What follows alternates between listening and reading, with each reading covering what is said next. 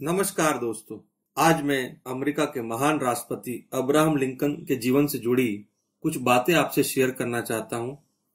इसको लिखा है समस्तीपुर में निवासरत पत्रकार और लेखक श्री सुरेंद्र राय ने।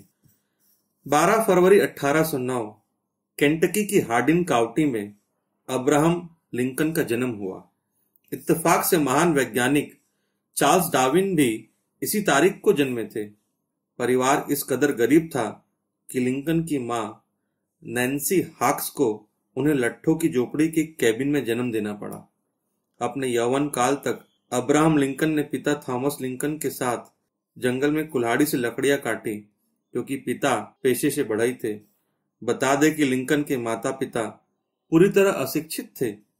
6-7 वर्ष की उम्र में लिंकन पिता के साथ इंडियाना आ गए। वहां पिता ने खेतीबाड़ी शुरू की। इसके बाद उन्होंने एक चौड़ी नाव बनाई जिससे वे लोगों को नदी पार कराते थे। इस समय तक लिंकन को एक कुशल पहलवान और धावक के रूप में प्रसिद्धि मिलने लगी थी। वे पिता के साथ नाव चलाने और मछली मारने का काम भी किया करते थे। इंडियाना आने से पहले लिंकन की शिक्षा दीक्षा शुरू नहीं हुई थी। लिंकन 9.5 वर्ष के थे तभी पिता की मृत्यु हो गई। इसके बाद लिंकन का ध्यान पढ़ने लिखने की ओर गया।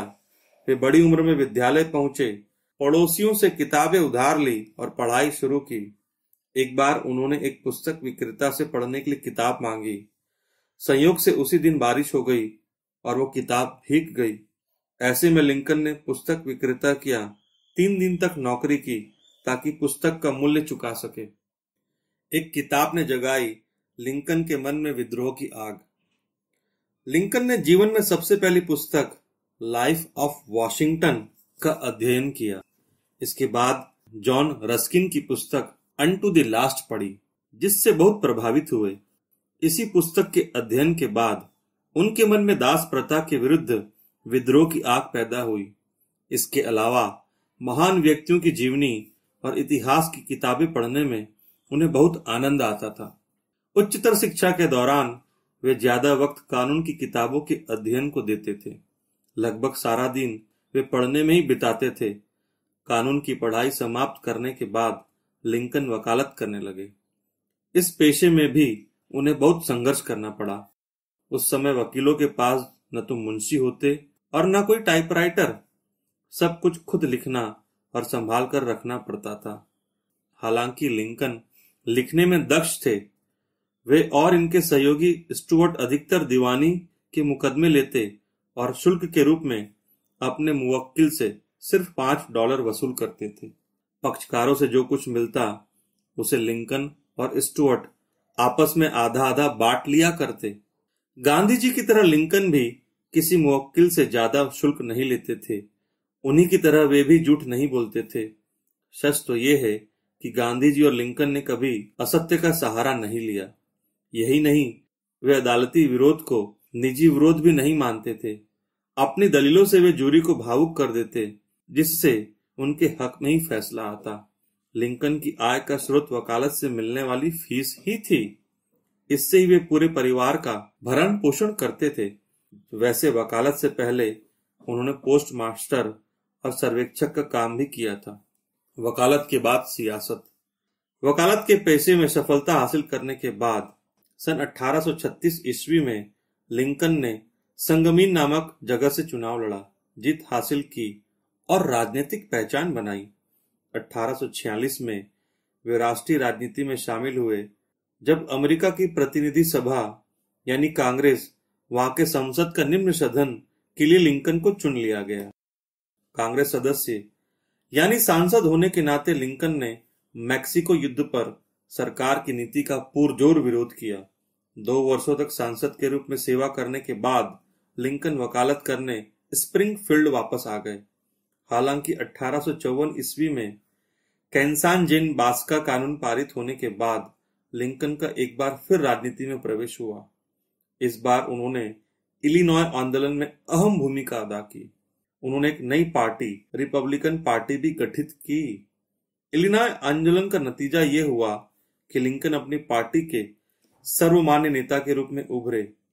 1858 ईस्वी में सीनेट यानी उच्च सदन के लिए रिपब्लिकन पार्टी के उम्मीदवार के रूप में मनोनीत किए जाने के बाद लिंकन ने राष्ट्रीय स्तर पर पहचान बनाई। उनके खिलाफ डगलस थे। दोनों उम्मीदवारों के बीच वाद विवाद का आयोजन कराया गया, जिसने पूरे देश का ध्यान लिंकन की ओर खींचा। यूं तो इस चुनाव में लिंकन हार गए, लेकिन राष्ट्रीय स्तर पर वे प्रसिद्ध हो गए थे। मां और भाई ने भी नहीं दिया वोट। 1860 ईस्वी में रिपब्लिकन पार्टी का राष्ट्रीय सम्मेलन आयोजित किया जाना था। इसमें राष्ट्रपति यानी अध्यक्ष पद के लिए उम्मीदवार चुनना प्रस्तावित था। हालांकि इससे पहले राय बन गई थी कि लिंकन ही उम्मीदवार होंगे। स्प्रिंगफील्ड में एक ऑपरेटर ने लिंकन को जानकारी भी दी कि उनका नामांकन हो गया है। इसके बाद राष्ट्रपति चुनाव में लिंकन रिपब्लिकन उम्मीदवार के रूप में निर्विरोध चुन लिए गए। चुनाव के दिन भी स्प्रिंगफील्ड में वोट डालने गए सबने गर्मजोशी से उनका स्वागत किया। बावजूद इसके लिंकन की मां, भाई और अन्य रिश्तेदारों ने उनके विरोध में मत दिया। सिर्फ एक मतदाता को छोड़कर सभी लिंकन के विरुद्ध थे, क्योंकि वे सभी डेमोक्रेट थे। इसके बावजूद लिंकन विजयी रहे, यानी अमेरिका के राष्ट्रपति चुन लिए गए। 4 मार्च 1861 को लिंकन ने राष्ट्रपति पद की शपथ ली। इस तरह कड़े जीवन संघर्ष के बाद वे एक ऊंचे मुकाम पर पहुंच गए। अब्राहम लिंकन का बतौर राष्ट्रपति कार्यकाल बेहद चुनौतीपूर्ण रहा, क्योंकि देश में गृह युद्ध छिड़ गया था। उस समय अश्वेत लोगों को दास बनाकर रखा जाता था। इस सामाजिक धब्बे को लिंकन पसंद नहीं करते थे। गृह युद्ध समाप्त कराने के अभियान में लिंकन ने कुशल शासक होने का परिचय दिया। इस तरह राष्ट्र की एकता और अखंडता को उन्होंने अक्षुण्ण रखा। लिंकन के राष्ट्रीय काल की ये ऐतिहासिक देन है और दुनिया के लिए प्रेरणा का सबब भी है। लिंकन कुशल वक्ता और विचारक थे। लिंकन कानून के विद्यार्थी रह चुके थे, इसलिए भाषण देने की उनकी क्षमता और कला तो विशिष्ट थी ही। वे किसी भी नागरिक के राजनीतिक अधिकारों से भी भली भांति वाकिफ थे। उन्होंने अपना प्रथम राजनीतिक भाषण डेकार्टर में दिया और उसी वक्तव्य ने जनता को उनका समर्थक बना दिया। दासों के प्रति सहानुभूति व्यक्त करते हुए उन्होंने कहा, दक्षिण के अश्वेत लोगों को दास बनाया जाना नितांत अमानवीय है।